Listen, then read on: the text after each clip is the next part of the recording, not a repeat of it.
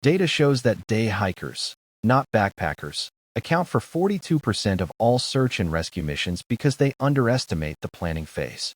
The first decision is understanding that miles are not created equal.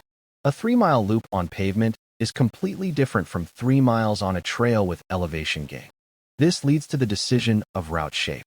For your first few hikes, choose an out and back route rather than a loop. Loops force you to commit to the full distance even if you get tired or injured. An out and back route allows you to make the executive decision to turn around at any moment. Next, you must calculate a realistic time budget using Naismith's rule. Beginners often assume they hike at their walking speed, but trail terrain slows you down drastically. Use this calculation to set a strict turn-around time.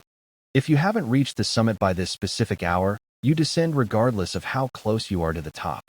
You also need to decide on the weather reality, not just the forecast.